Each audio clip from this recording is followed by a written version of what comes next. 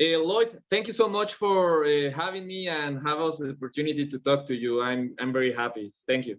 Well, thank you. Thank you. I appreciate it. It's a great honor speaking with you, Ivan. Well, yeah, the honor is mine, and I'm gonna start with some questions here. Please, can you introduce yourself and tell us about your background? So, born and raised in Cape Town, South Africa. Cape Town, especially, Okay. has a particular knife subculture. Now, few people are aware that South Africa has approximately half the population of the Philippines, but it has 8 times the murder rate and about 10 times the crime rate. Right. Now, the knife is one of the major weapons used within the criminal subculture, and it's got a very unique way of moving, way of attacking that is called the Piper system. Now, I studied this with some others. Some years ago, we started to codify it. And once we'd done that, we started to teach it, and this became known around the world. And I started being invited to teach, and I've been teaching around the world in the US and Europe. All right. So yeah, I in South Africa, I was I worked in IT for a long time, and then I got bored with that, and I requalified, and I moved into close protection. I worked freelance close protection for many years, and then I moved to Dubai in 2007. I was 11 years in Dubai. I worked in electronic security, and then eventually I ended up working in national security, designing military grade surveillance systems and wide area surveillance systems, and also intrusion detection systems to protect borders, military bases, critical national infrastructure. Okay. Yeah. So basically, I was an expert with ground radar to track people, vehicles, small boats, and UAVs, and on thermal imaging cameras. These are very long range thermal cameras, can see humans up to good conditions, 17 kilometers in the dark with no light. So yeah, multi-million dollar systems I was building. And now I live in Poland, and most of my time, well, at the moment now with COVID, obviously, I've been teaching Piper remotely, and this is building up. This year, I've graded 2 instructors. One of them, I'm very proud to say, is Burton Richardson, and one of Burton's students, Dean Franco. And I'm currently working with a few others that should grade, at least 3 others that should grade this year. So things are doing well. Okay, thank you. If you agree, I would like to, well, as a matter of fact, the second question I had was, what do you do for a living? But you already answered that question. You show us or explain us the basic of Piper system. And also, I know that you told us about tripwire and the so-called chupacabra. It would be awesome if you can tell us a brief explanation of all that. So yeah, I'm just going to, so this is my office / our spare bedroom. And yeah, so would you like me to demonstrate as I talk a little bit about Piper? That might make Sure, it easier. yeah, that would be great. Yeah. Okay, so yeah. Okay, just so people know, so the typical knife in South Africa is this. It's called the okapi, right? Okapi? It's called the okapi, yeah, right. This is a replica. This is the cold steel kudu, which is a replica. And you'll know, okay, so this one has been modified, but you can see the cold steel kudu is a little larger. This one has been professionally blunted. So Piper is really it's meant for short blades, right? It's meant for short blades. It's meant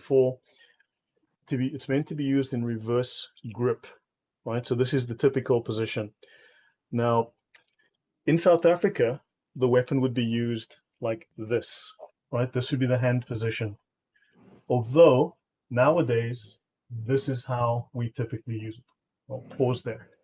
Okay, so this is a very cheap knife. It's like $2. It's got a very cheap ratchet. You pull the pin, right? You pull this, and so it's a very cheap knife. It's not very sharp. This one has been sharpened. So Piper is a point-driven system. You work with the point, because when you buy this, it's very blunt. You don't really work with the edge. So Piper is very much a close range. It's generally designed for close range. So this is your typical range. You might extend a bit, but generally speaking, you're working very close from here to here. Okay, so also typically, like in the West, right, when you work with weapons, you would generally be behind the knife, the weapon is forward, and you'll present the weapon like this. So in South Africa, and as typical in Africa, the weapon might be behind you. You would work to protect the blade. Okay, Okay. so just one small thing. I may have to be careful because this knife got damaged. This came loose. It's very sharp. I have to just be careful when I work with this because Okay. I might hurt myself with that. So just bear that in mind. So Okay. Piper is No made problem. up of effectively, you could say 3, but you could say 5 martial arts, right? So Okay. it's a combination. It's used by a criminal subclass. There are basically 2 basic variations.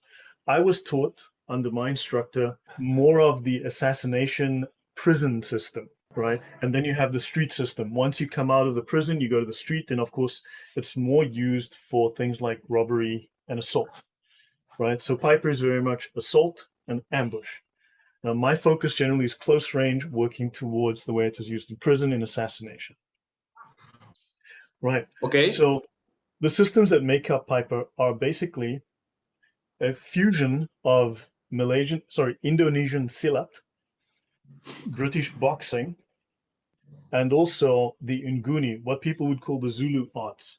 So you're looking at the Nguni fighting arts, which are the stick, because they had their own system of 2 sticks, one blocking stick, one striking stick. They also had Okay. the shield and the spear. And then they also had a short club-based system. So you had the stick with the weighted ball on the end. Maybe it's on the side so that it's off-weighted. So there was the short club system. Piper is a variation of all of these mixed together. Okay, yeah, so in terms of technique, obviously everything. Now, the reason we changed the knife is because modern knives, like in America and Europe, have very sharp edges and a much higher construction quality. So now I can safely use this without worrying that this is going to close on my fingers like it would with the Right. open, right? Okay. So now I personally prefer fixed blade, but obviously this works very well with folders, right? So do you have any specific technical question you want me to start with from a technique point of view? Anything you saw last week? Otherwise, I'll Okay. just do some. Okay. So I would like to tell me again, like the basics of the principles of the systems. You know, like how to position yourself, how to attack, and what like for example, I remember that you told me that you conceal and reveal the weapon, and that you Yeah. You could be in front of me, but at the end I will be behind you, attacking some area that you wouldn't Right. expect. So Okay, so I'll yeah. do a little bit of a basic overview. So we are not here, right? This is not the position I'm in. Okay. Okay, very often the weapon is hidden. Now, for instance, this works. Okay, let's take this. Let's take a simple strike here. Okay, well, from this side, you would see me doing this. I'm exposing this. I want you to work on that, right? So if I Right. were to strike here, right, I want you to notice, I'm going to put my finger here. I'm going to fold this. Notice the distance that I've made. Okay, just from making a fold on my forearm, I strike here. I want you to intercept here so that I can attack here. Okay. Okay. So if I were to attack here, right, if I come to this side of the body, what's going to happen is Yeah. you might want to intercept here. So what I'm going to do is give you the weapon, go this way. I'll show it from 2 angles here. And I'm going to stab you here. So I'm going to attack here, hit you here, right? If I do it from here, Right. I'm going to be attacking here. I'll do it from this side. You'll see. Here's the attack. Your response may be that. I attack here. Now, I might hit you this side. Now, I finish the job. Do it from 2 angles. So from here, fake. Here's the attack. Here I clear you. Here I finish the strike.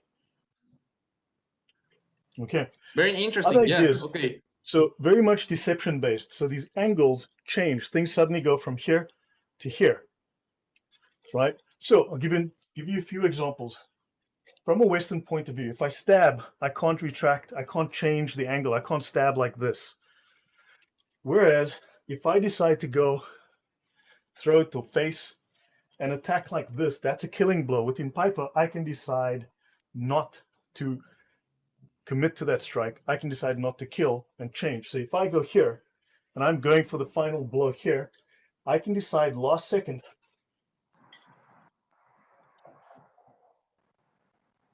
Right. Okay. Change the target.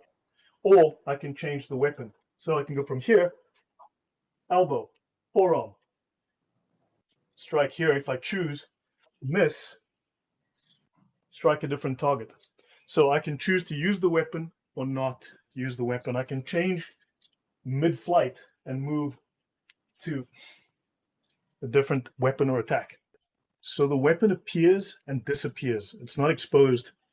It appears and disappears. As you can see, it's here, it's gone, right? So if you're here, it's gone, it's gone, right? It's there and it's missing. It appears, it's gone. Give an example also. There's certain elements, so it's very much deception-based, very close range. As I said, if it's in the prison, you can't be seen to attack. Now I'm going to give you another attack. I'm moving in here deliberately with the weapon exposed, right? I'm attacking here. I'm going to be attacking, obviously this looks like I'm attacking to the side of the body. So I make the stab and I stab him in the clavicle. Oh, okay, I see. It has a system of switches. Now, these obviously incur risk. You could drop the weapon, you could tangle the weapon. There is a risk, so it's not something you do just because. You do it if there's a reason, right? If there's some sort of value. But it allows me, your attention is focused here, and you pay attention, I stab you here. I drop the weapon in, behind, that's it, it's game over. Okay, so I'm making the attack. So it has a sophisticated system of switching at high speed within combat. Okay. And also the differences. Now, I have made my own changes to Piper, right? I've tried to modernize it and optimize it and change it according to obviously my preferences. This is part of the way Piper is. Piper is modified to suit you. It's very personalized. It's a very personal. No two students, at least none of my students, will look the same. Okay. Right. Yeah. So based on what I've shown you, do you have any more questions on a technical basis that you want to ask me about or show or clarify from what you've seen? In the technical basis, well, as a matter of fact, when I was seeing you or hearing you, I was thinking, what kind of like person would you like to train? Because like, if I am a criminal and I am a bad person, everything that you are showing me is how to terminate a life. So how do you choose your students? Because maybe you're training somebody that is not selective. Okay. No, I get your concern. I do get your concern. I am very selective of whom I train. I vet everyone who comes to my seminars, right? And also I reject more people than I actually accept. I accept very few people because I absolutely do not want to have on my conscience that I've trained someone who's a terrorist, who's going to go on London Bridge and stab people. So as much as I can, I am very careful. I will say though, not necessarily on a formal basis, but I have done some training for people who are in SWAT, law enforcement, and so on, who've come on in a personal capacity, but I've had some intensive sessions with them where they've asked me questions. We've worked on weapon retention, even for firearms, and how to access secondary weapons and work with them. And also different ways of moving, because this is a different way of thinking about motion than what they're used to. And I can teach them how African criminals move and work and think. Okay, thank you. Now, I'm not a great boxer, but boxing is a part of Piper. So people who are Silat people will see elements of Silat. Now, today, they don't know they're doing Silat, but that some of those ideas have remained within the system, and they're visible if you know Silat. And I'm not a Silat player by any means. Within the boxing, a lot of the footwork, a lot of the body work is based on boxing. So if you're a boxer, Piper comes very naturally, right? Now, for instance, you should be able to box comfortably and punch perfectly well with or without the knife in your hand. A couple of ideas. So for instance, now you get strikes like this, but sometimes you want to strike like that. Okay? Now, for instance, you might think I have missed because the strike went past. So very often you will miss, or I will take an angle that deliberately looks like I am missing, so that you jink and maybe you don't move, or you think, I've missed you, because I want you to believe I missed. I might do this and go past the target. I might shoot, I might overshoot, or I might just miss, because when I do this, there's the attack. I'm fitting through a tight space. Okay. There's the attack. Now you've been hit. Now I clear. Now I'm going to finish my strike. So I see. And also I might decide to lead you because I want you to see a weapon on occasion. And sometimes I don't want you to see a weapon. So occasionally I will have the weapon here, but this depends on the weapon. Usually I will have it out here, which is much safer. It may be here, it may be here. Might be flat, might be exposed, right? Obviously, if I'm working like this, it's going to make it very hard to grab me. It's going to make it hard. So Piper is deliberate because it derives from a criminal method, but I do not work with criminals.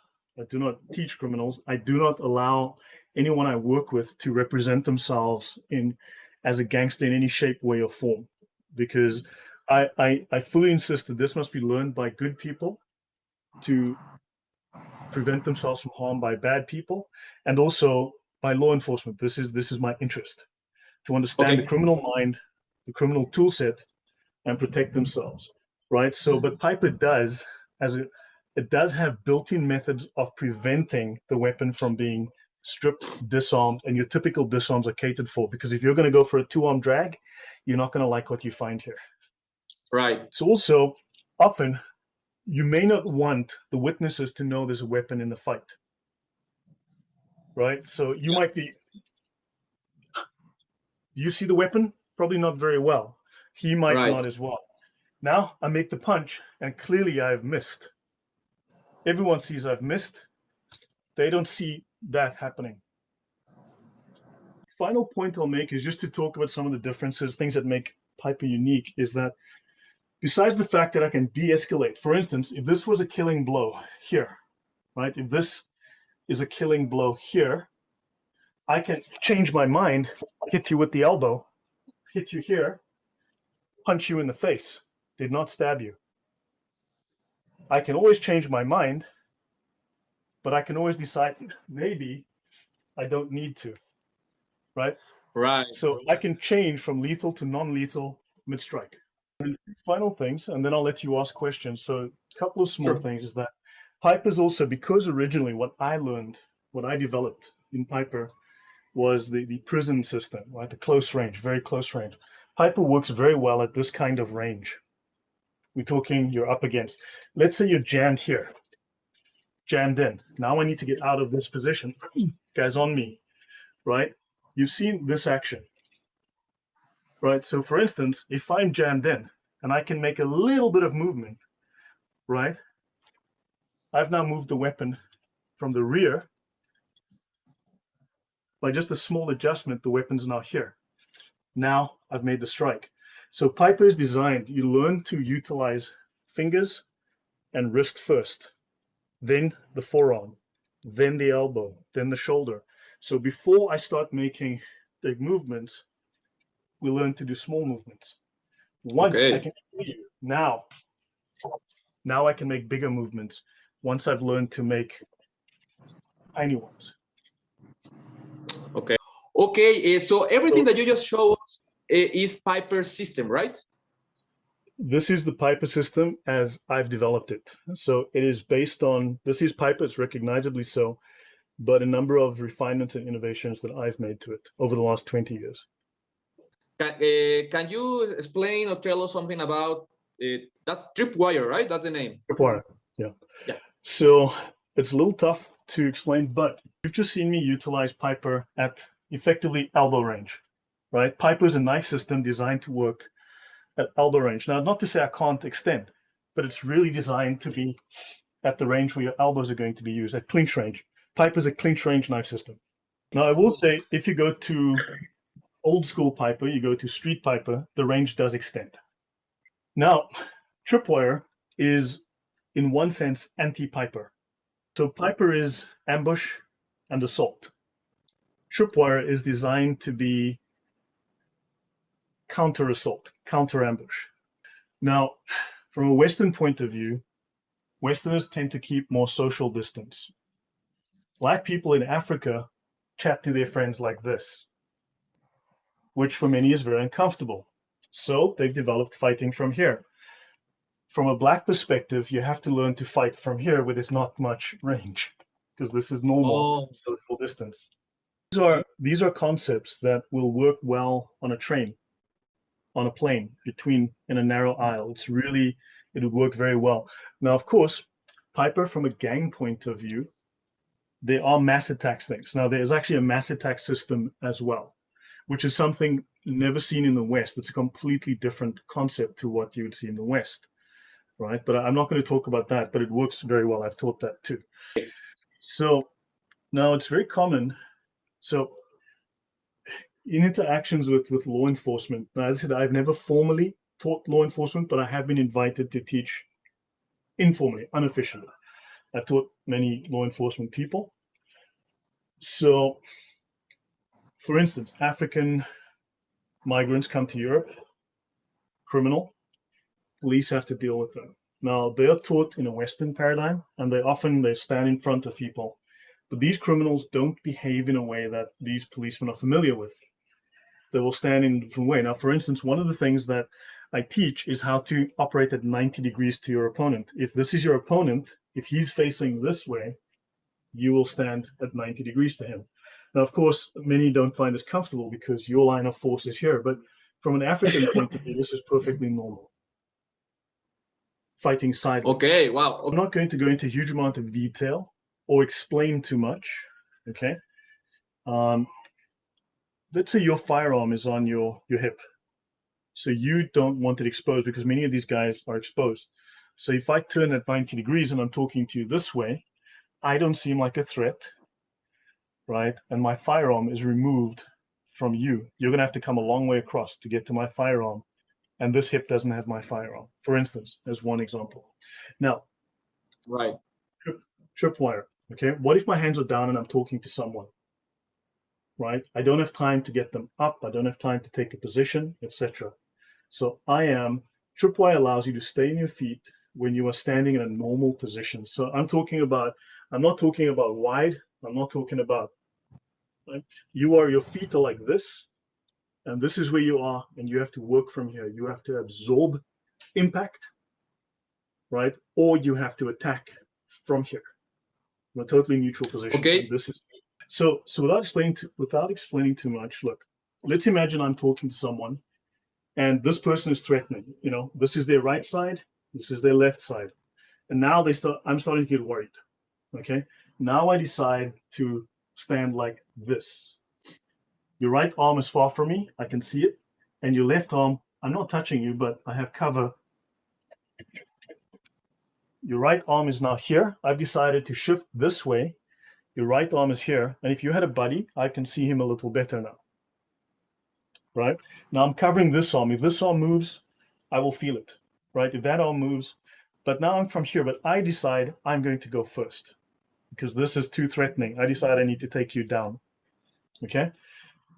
I'll give you two scenarios. One. Right. Actually, I'll just do one. But from here, how do I move in a way that is imperceptible and extremely quick, right? So what I'm going to do is, so I'm standing here, this is you. Now, if you roll towards me, I need to stop this shoulder. So understand, from here, I can reach behind you, and I'm in front of you. I control three sides: front, left side, rear. I can reach all of this. And if I move, I've got all the way around you. Okay? I see. So 3/4 position. So I'm covering 3/4 of your body. Africa, one thing is common. The beggar will come to you, and he'll come to you like this. This is not uncommon in my home country. Mr. I got no food now. I can't eat. Please, Mr. Kanzeme, help us a brief now. And he'll come in and talk to you, and he'll stand like this. I want to drop my camera a little bit. Now, this is not known as a common fighting position. Right? This is not what you would call standard martial arts position. Right? So, however, he will come up to you like this, and he'll stand like this. And what will happen is, I'll just do it from this side. So what will happen is he'll stand at 90 degrees to you because he's looking this way. You are this way, right? I'm here, you are here. Right. Right? They will talk to you like this, and he's totally harmless. And what they'll suddenly do is, this will happen. Okay. Okay? Right. Then once he's made contact, now this again is not, I'm on my toes right now, both my feet on their toes, right? And from here, he will strike, okay? And then, boom, that's it, you're done. Okay? If he needs to unfold, he'll come in with the elbow, come in with, understand? But you're done at that point. Once awesome. Okay, that's very interesting. That's very different. Yeah. See, this is not Western, right? You don't, I'll just dip my camera so you can see my position.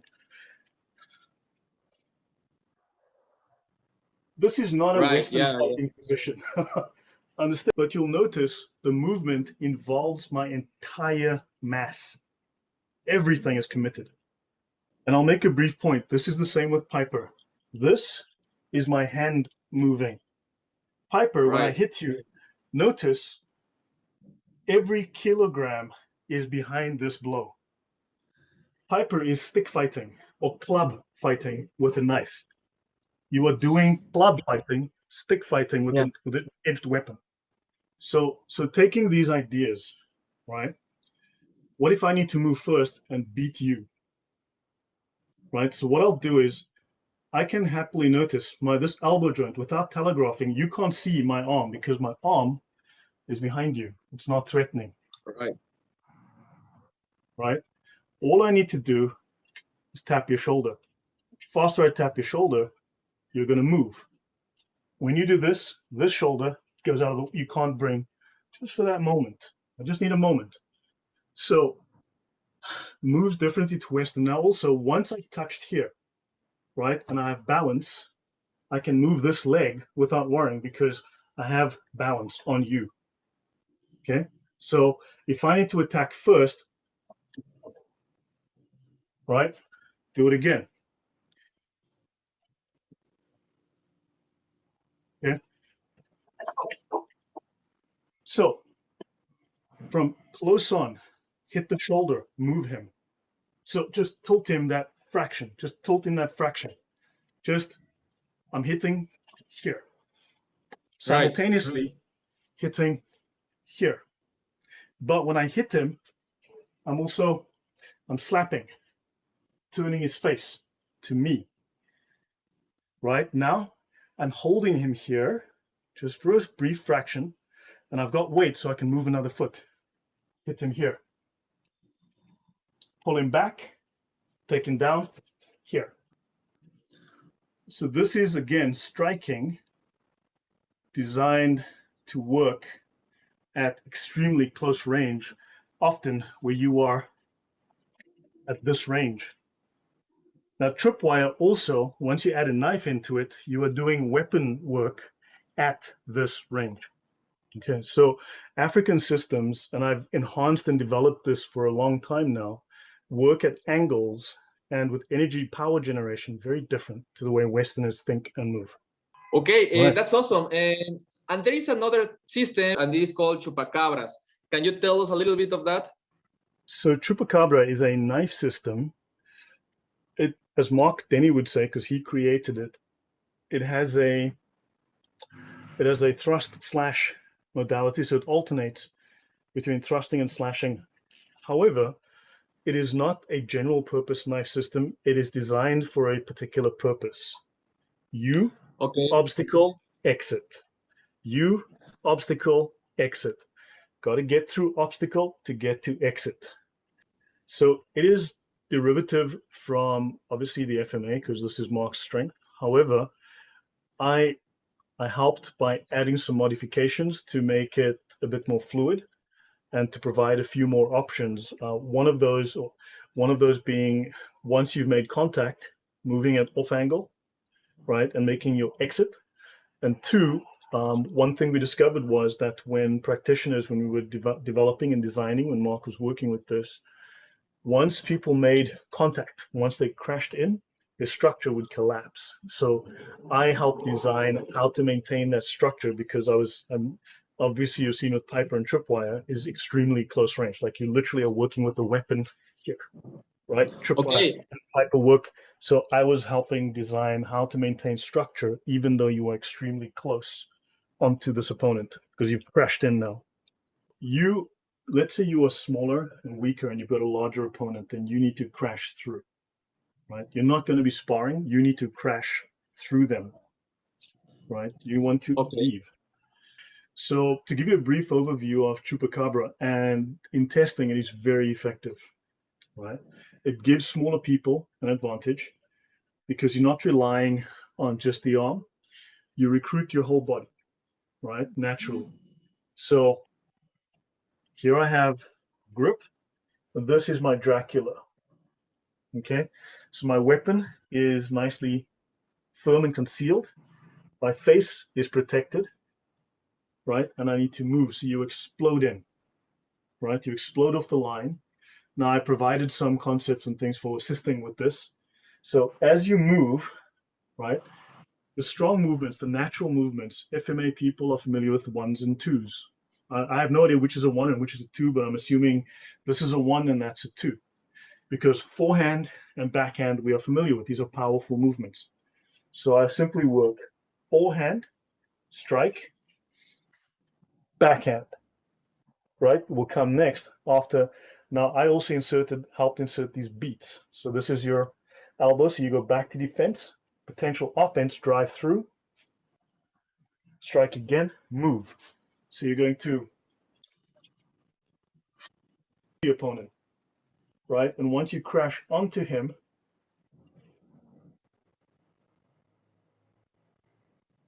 and if we need to, release, strike. Now this again comes from Piper. I can make strikes and go back to cover because this cover makes my body strong, gives me mass so that I can drive through. And then I can slip to the side. Mark will say, what is the problem to be solved? So this is designed to solve a particular problem. And once you get off the line, you crash in, this is very effective.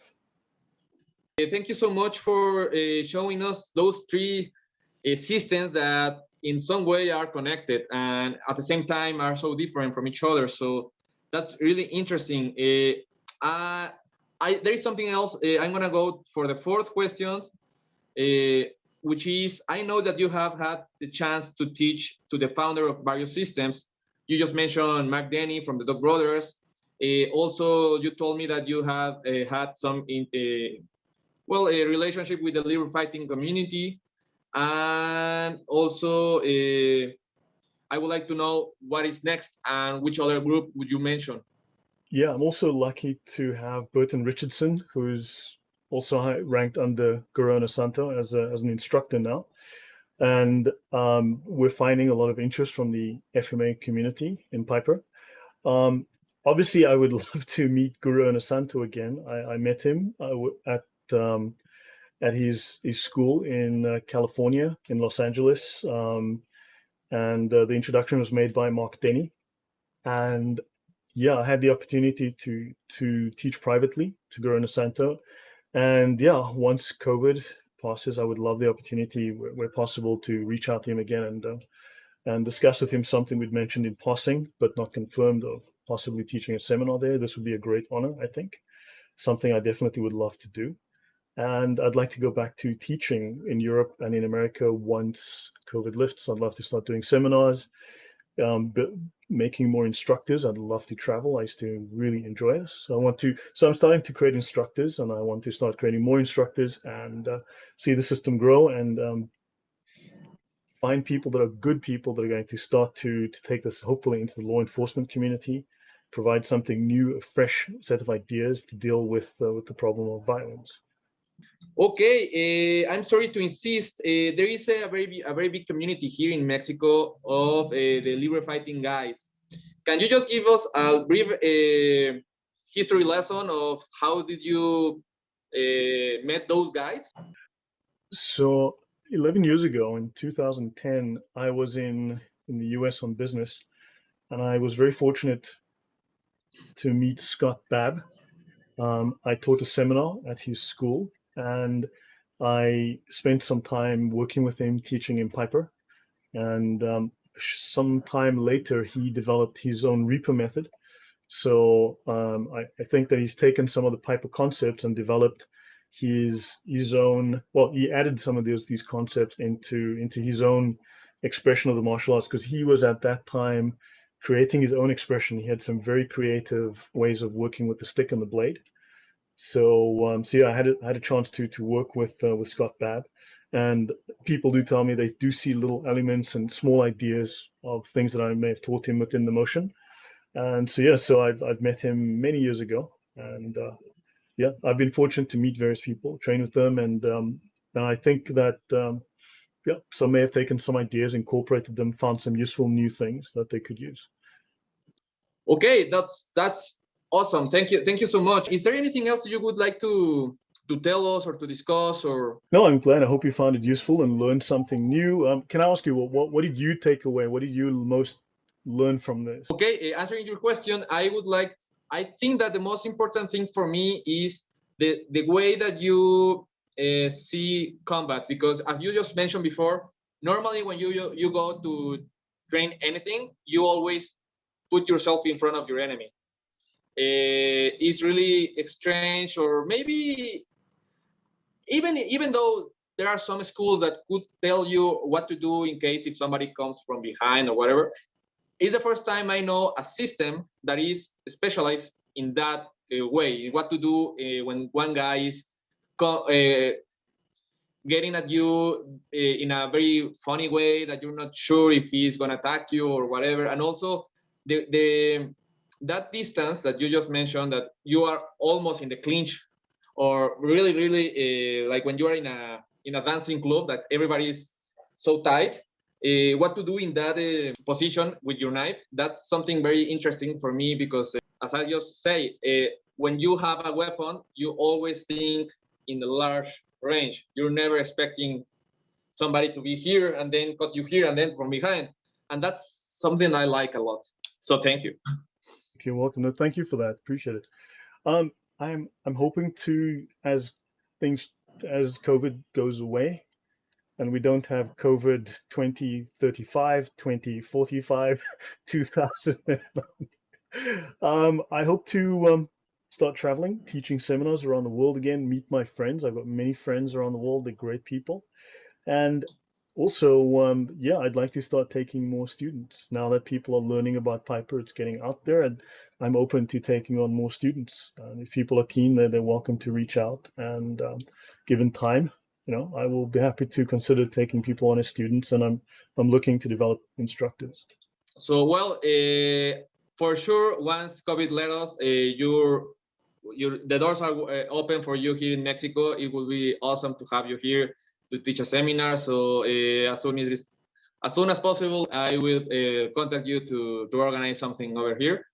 And what can I say? Thank you so much for your time again. And it's really interesting everything that you do, not only in the martial arts community, but also in business wise, because you are using huge technology, but at the same time, you are still in the security realm. So as I love that. So I always admire and respect the people that use their time to help others. So thank you. Well, thank you very much. Thank you for having me on. Well, Lloyd, thank you so much for your time again. And for sure, this is not the last time we speak. And See you soon. Thank you so much. Thank you, Ivan. All right.